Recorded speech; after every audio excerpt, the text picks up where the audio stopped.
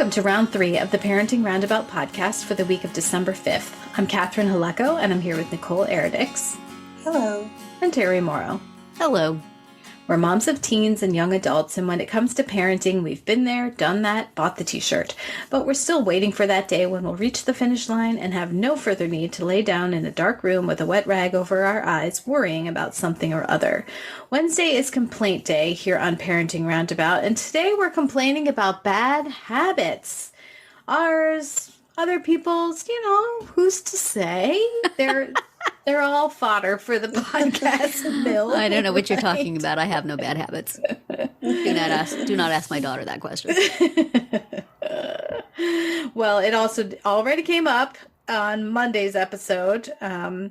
The habit of falling into a reel or short video black whatever hole. They call those on Facebook and or Instagram. They are TikToks, but they are not on TikTok. And they just serve them up to you one after the other as you sink deeper and deeper into the couch.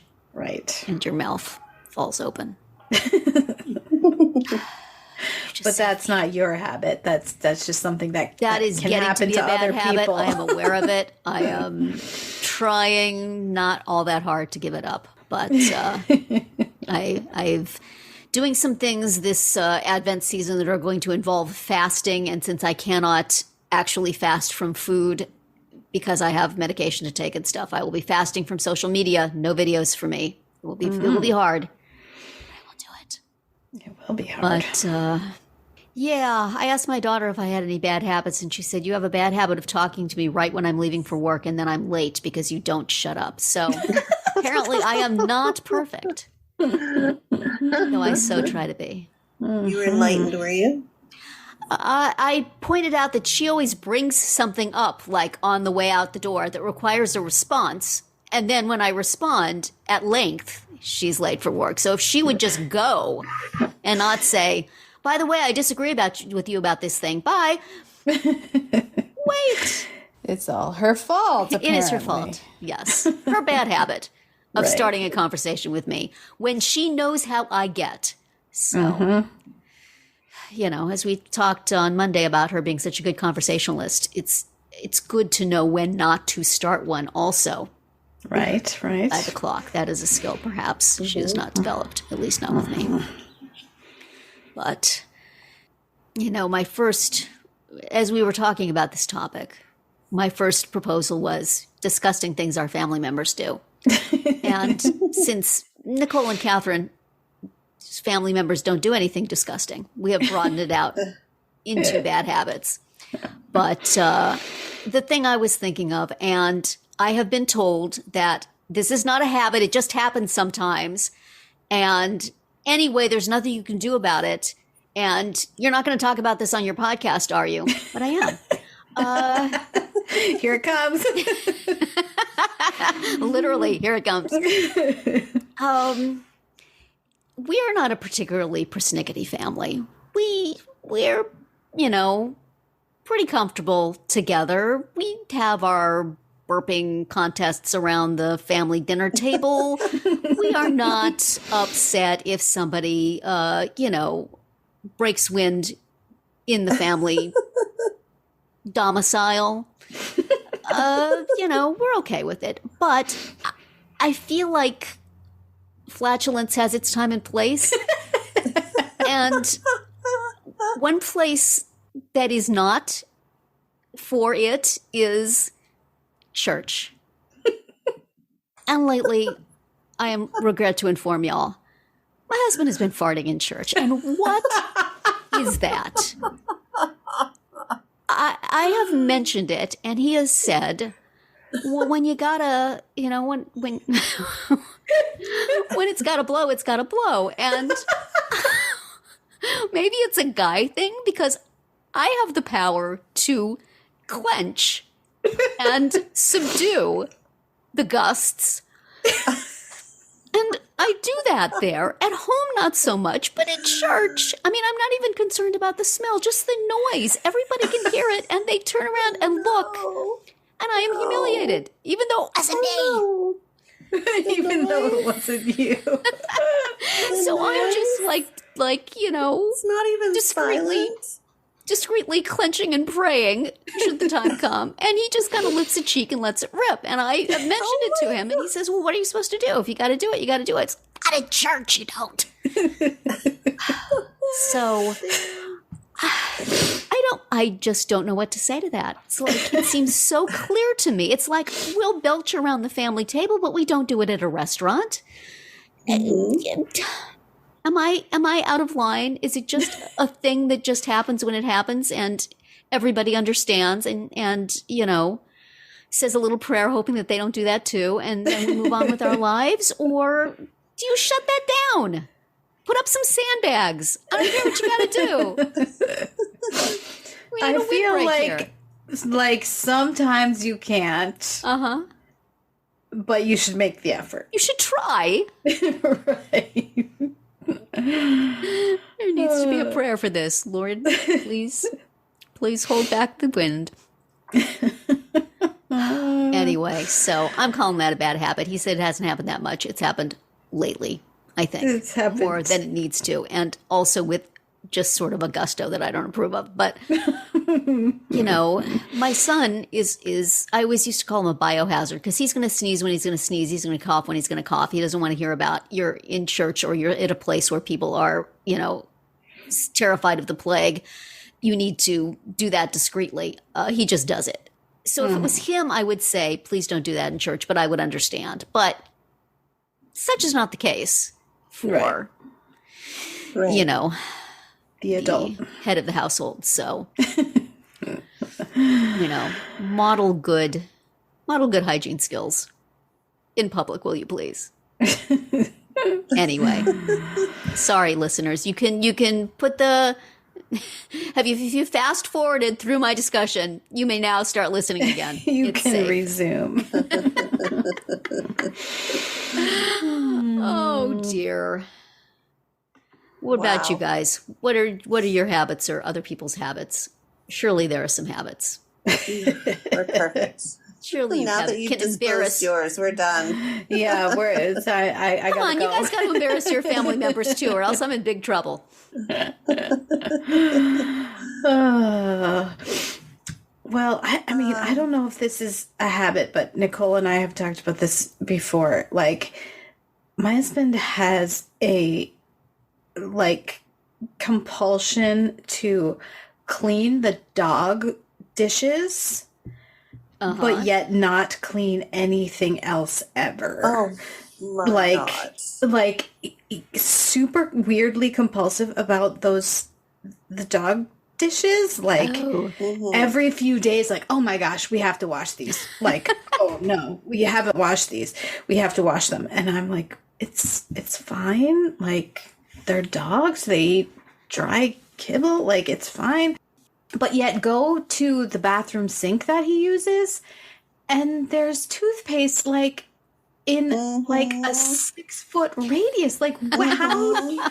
How does it get on the walls, on the floor, way on the wall, way above the sink? Everywhere. What is he doing? Everywhere. That causes that. I would like to know. So. And why does that not bother him, but the dog bowls do? Right. Yeah. This I don't grasp. Yeah. Or dogs are very persnickety. Yeah. Are they whispering to him at night? My bowl, clean my bowl. I don't know. I guess everybody else has clean dishes to eat on every day. He feels they should as well. Maybe. I do not get it. Anybody who has ever had a dog knows that they do not care. They do not care whatsoever. Will eat some rotted food on the sidewalk. They will eat from a dirty bowl. Yeah. I mean, he pulled the trash can out from under the sink because the plumber was coming, and he left the cabinet open because he said he wanted to air it out for the plumber. I'm sure the plumber's seen worse. And then the dogs are trying to, lick the crumbs off the cabinet under the trash can. I'm like, okay, this is disgusting. We have to close this. So yeah, it's a habit of, certain things are, urgently need to be cleaned, and everything else, fine. But you see, this is why the dogs love him best. They don't, though. They don't? They follow me around much more than him. Okay, well then they love you best, because if only she would have our bowls, we would have that delicious residue to eat the next day. Exactly. I was saving that. You got rid of it. I was saving it.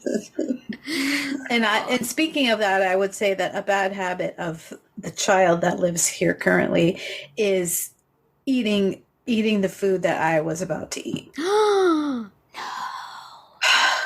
We had some pumpkin pie left the other day. Mm-hmm. So I took the Cool Whip out to thaw. Yeah. Because, you need to have the Cool Whip with the pumpkin pie. I took the Cool Whip out to thaw, and then when I went back half an hour later, all of it was gone. The pie, the Cool Whip, everything. Oh no, he even took the Cool Whip. Yes. Because you could have just eaten the Cool Whip with the spoon as a consolation. As a consolation. No, he put it back in the freezer. Yeah. Have you sat him down and told him about your pregnancy and labor and all the things you sacrificed for him? Right. Do you know I was in labor for 40 hours and then I had a C-section? Don't eat my pumpkin pie. Oh, man. That's brutal. My husband will sometimes eat things I want to eat because he thinks he's helping me to not gain weight, Right. That I'll just take this away so that she won't eat it, because I know she really doesn't want to. I really want to, though. I wanted to. Oh, dear. Yes. All right, Nicole, your turn. Yes. Who are you going to tick off? You can confess in yourself. I can? Mm-hmm. It could be your bad habit. I wouldn't want to do that. We're perfect. What would we even say? Expose myself. You're just too kind and good. That's your habit. That's my habit. No, my husband is just so weird. He... The title for this podcast is to be, My Husband is So Weird. The whole dog bowl thing. So my husband is got this weird thing about the knives and the forks in the dishwasher. Have I told you this before? I think I have. I think in our chat, not on the podcast. He puts, please, people, tell me this is wrong. I know it's wrong. He insists it's the right way to load a dishwasher. He puts the knives facing up. No! All I have are these images of me just stumbling and falling and impaling myself on knives. Are these sharp knives, like steak knives? How do you get them out then? Well, so then he claims that, he's doing it to get them clean, and then he pulls them out with his fingers. I'm like, what the heck? You're just making it dirty. It just cancels out everything you did. Man, that seems like an accident waiting to happen. Isn't it? And, that actually happened to me when I was, years ago. I stumbled over the dishwasher, and then I've, even just reaching in to get something, I've, Yeah. I get so mad. It's a constant issue with us. I get so upset. And, that's his thing. And I'm like, wow. I refuse to have any young children in my house. I will not have our future grandchildren in my house if you continue to do this. You need to get a dishwasher lock. This is, it's bad. It's bad. I need some sort of evidence, that to prove that there's dishwasher knife accidents, that happen every year. He has no, even with other knives, he has no sense of safety in the kitchen. Mm-hmm. He'll leave, how you've got a pot on the stove or something, right? Mm-hmm. He'll leave the handle sticking out so that if you walk past it, you know, then you could bump into it. Or he'll leave like a knife on the counter and a really sharp knife and just like lying there out random so that, I don't know. So that if an intruder comes in, it'll be right close at hand. Yeah. He's so like, Wow. and in other areas, he's so picky about, you know, Right, like safety, meticulous about things. about things. Does he hand over scissors blades first? I'm sure he does. I haven't noticed, but because I'm too worried about the knives. I'm too worried about navigating around my kitchen without getting impaled. So anyway, yeah, that's just drives me crazy. So listeners, please, I need the research. I need the box. I need the data. 'Cause this guy's just not, for whatever reason, he's totally stuck on having the knives up. That's just objectively unwise. Mm. Well, Catherine, you are a person with opinions on loading dishwashers, right? Yeah. That ain't right. Also, if you hear talking, that would be my husband talking to the plumber who's here right now. Yeah, I would put the sharp side down. The like butter knife, fine. Put it face up so that it can get, you know, cleaned that way. But and I always I believe you should wash your hands immediately before you unload the dishwasher. Yes. He does that. Interesting. So then if you're touching the silverware or whatever, you're at least. He'll do that, but he's still like, I don't want him like touching my knife with his hands. Like, he just totally canceled out the purpose of washing the knife. Right. I just don't get it. Like, his logistics make no sense to me. Yeah. It's like what matters and what doesn't. Yes. It's confusing. Yeah. Yes. For sure. Anyway. So yeah. There you have it. Just thinking that we leave, what were you going to say, Terry? like butter knives out with butter on them for the next person who's going to spread butter. That's probably a bad habit, right? Well, are you talking about like within... No, like from breakfast to lunch. Oh, I don't know. I mean, some people don't even keep butter in the refrigerator, so... That's true. And if you're not, like, licking the knife... I do like me some margarine. Oh, God. I think we better get out of here. Terry's bad habit is sardines and margarine. I think it's time to go. Let's wrap this up. Nicole, get us out of here. Tune in tomorrow. We'll obsess about our dream jobs, and then on Friday to see what we've come up with for our Roundabout picks this week. Find all our episodes at parentingroundabout.com and talk back in the comments there, on our Facebook page, or on Twitter, where you'll find us at Roundabout Chat.